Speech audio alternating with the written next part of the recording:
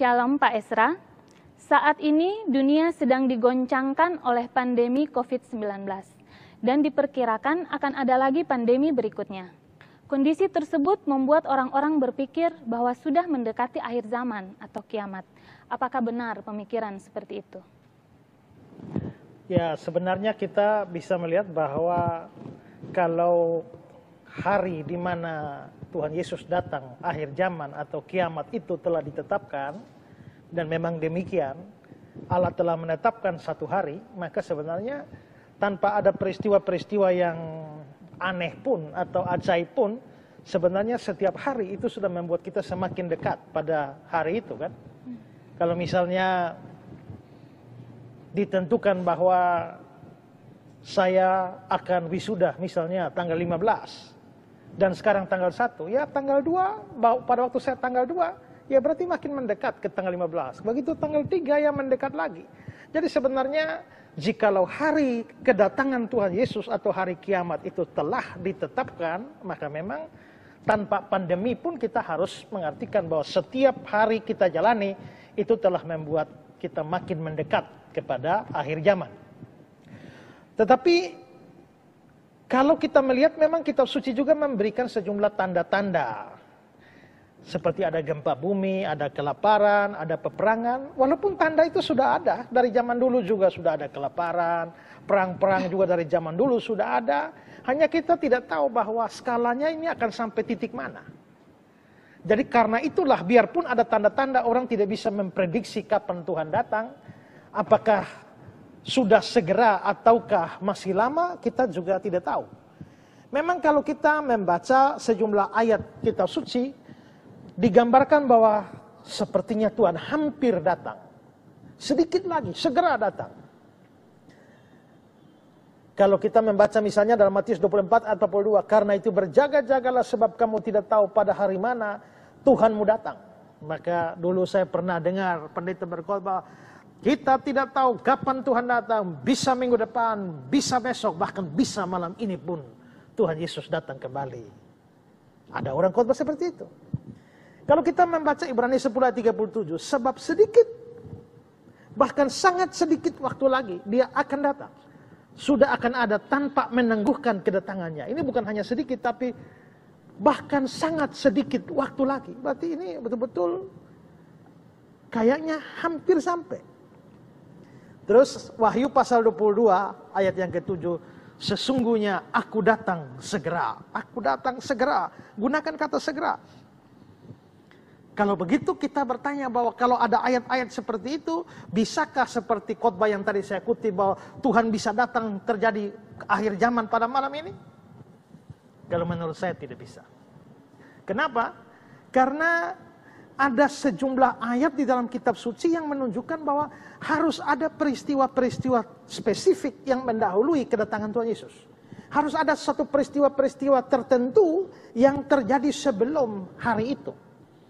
Kalau peristiwa-peristiwa itu belum terjadi, maka tidak bisa Yesus datang.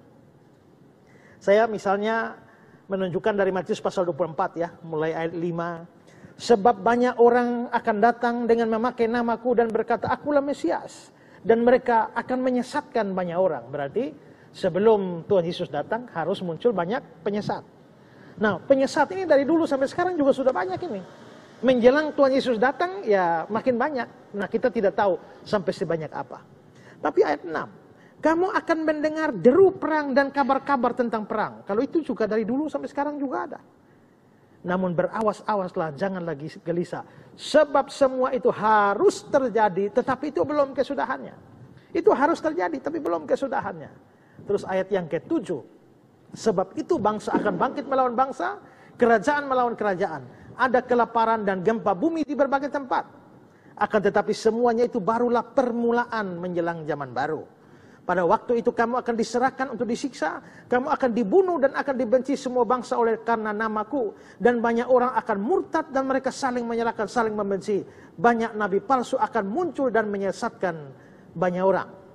Dan karena makin bertambahnya kedurhakaan, maka kasih kebanyakan orang menjadi dingin.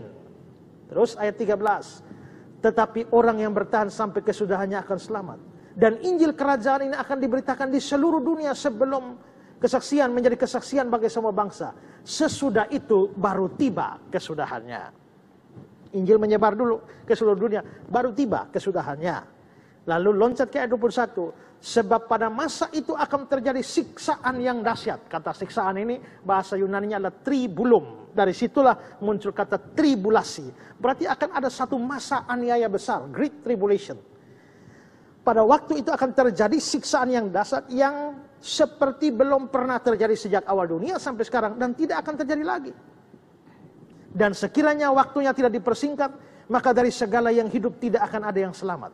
Akan tetapi oleh karena orang-orang pilihan, waktu itu akan dipersingkat.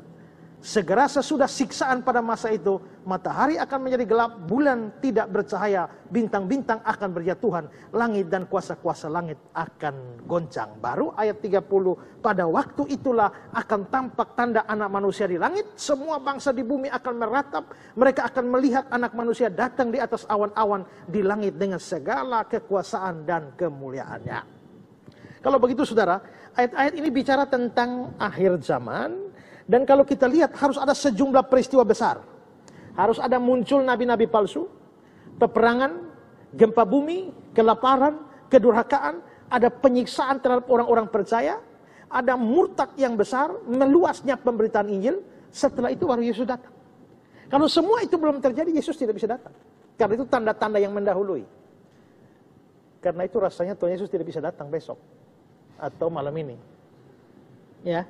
Lalu 2 Tesalonika 2 ayat 2 sampai 4. Supaya kamu jangan lekas bingung dan gelisah, baik oleh ilham roh maupun oleh pemberitaan atau surat yang dikatakan dari kami seolah-olah hari Tuhan telah tiba.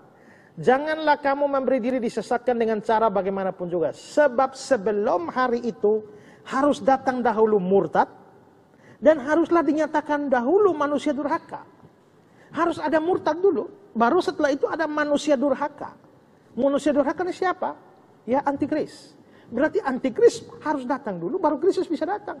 Tidak bisa tidak ada antikris tiba-tiba malam ini Tuhan Yesus datang. Itu membuat terbalik seluruh ordo di dalam pencapaian pada akhir zaman. Tidak bisa seperti itu.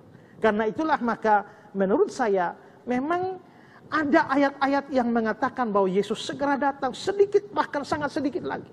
Kalau kita mau katakan bahwa ada pandemi sekarang ini, apakah itu menyatakan pada kita bahwa kedatangan Tuhan sudah makin dekat? Ya, makin dekat.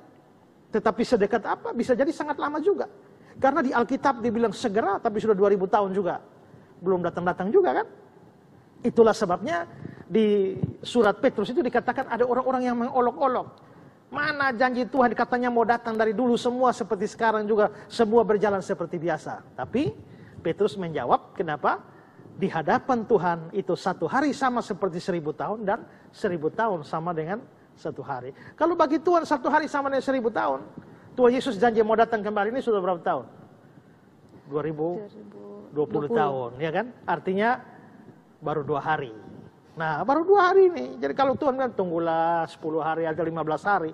Nah, di mata Tuhan karena satu hari sama 1000 tahun, maka itu bisa segera. Sedikit lagi. Tapi dari kacamata Tuhan, maka kacamata manusia itu bisa sangat-sangat lama. Dan kita sudah lihat bahwa orang percaya sudah tunggu 2000 tahun, tapi akhir zaman belum tiba-tiba juga kan.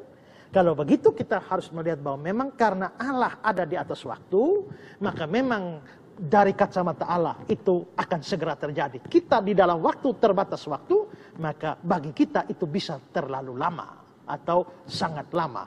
Tapi pokoknya adalah harus ada sejumlah peristiwa tertentu yang mendahului kedatangan Kristus. Kalau itu belum ada, Tuhan Yesus tidak bisa datang.